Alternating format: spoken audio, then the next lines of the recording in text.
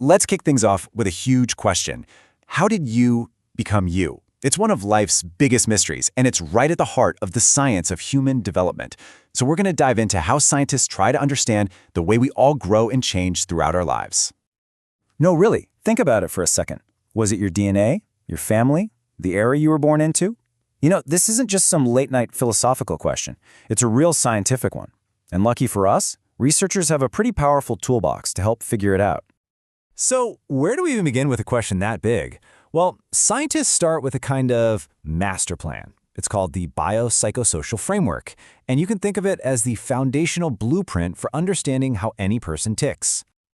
Now, if you only remember one word from this whole framework, make it interacting. That is the absolute key. See, these forces don't work on their own, in a vacuum.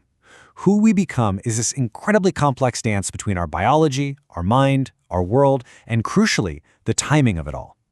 So what does this dance actually look like? Well, it all starts with our biological forces, our DNA, our general health. That's the foundation. And that foundation influences our psychological forces, our personality, the way we think and feel. Then, those are shaped by sociocultural forces. We're talking family, friends, the culture you're immersed in. And kind of tying it all together is the life cycle force, which basically says timing is everything. And let's not just gloss over that last one. That life cycle force, the timing, is a huge deal. Just think about it, right? Experiencing a major life event as a kid versus as an adult, totally different impact. It's proof that it's not just what happens to us that matters, but when it happens. Okay, so we've got our blueprint, the biopsychosocial framework. But a blueprint is just an outline, right? To really understand the details, you need different tools to look closer, and that's where theories come in. I like to think of them as different lenses you can use, where each one brings a specific part of our development into sharp focus.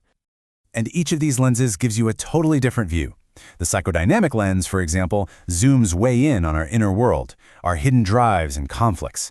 Then you've got learning theories, which look outward at how we're shaped by things like rewards and the people we look up to. Cognitive theories are all about our thought processes, how we make sense of the world. And finally, ecological and systems theories pull the camera way back to see the big picture, that constant back and forth between us and all our different environments. Okay, that might sound a little abstract, so let's make it super concrete. Take learning theory.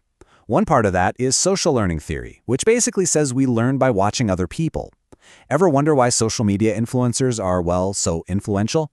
That's the theory in action. When you see someone copy the style or the slang of a popular creator, you are literally watching this theory play out in real time. All right, so we've got this framework and these different lenses. But that doesn't mean all the scientists hold hands and agree on everything. Oh no. In fact, the whole field is really driven by a few major ongoing conversations, or debates really, about what truly makes us who we are. And first up is the big one, the all-time classic, nature versus nurture. Is it our genetic blueprint that has the final say in who we become? Or is it all about our environment, our experiences, the way we were raised? This is probably one of the oldest and most fascinating questions about being human. Next up, we have this question about how we change. Is our development a nice, smooth, gradual process? Kind of like a tree that just gets a little bit taller every single day. That's continuity. Or is it more like a caterpillar suddenly transforming into a butterfly? A series of really distinct, separate stages with these huge, abrupt shifts in between. That's discontinuity. And the last big debate on our list is this. Is there one single universal path of development that's basically the same for everybody, no matter where you are in the world? Or is every person's journey completely unique, shaped entirely by their specific culture and their personal life? Now, the real answer for all these debates is probably somewhere in the middle, but wrestling with these questions is what pushes the science forward. So, let's recap. We have the blueprint, we have the lenses to look through, and we have these great big debates. But how do scientists actually know any of this stuff? And more importantly, why should any of it matter to you? Yeah, this isn't just a bunch of guesswork. To get past opinions and actually find some answers, researchers use really rigorous scientific methods. We're talking everything from simple observation to super controlled experiments. It's all about testing the theories and finding the hard data to back it all up. And this is so important. All of this research is done with a huge commitment to ethics. Things like making sure people know exactly what they're signing up for, that's informed consent, and keeping their information private, these are absolute non-negotiables.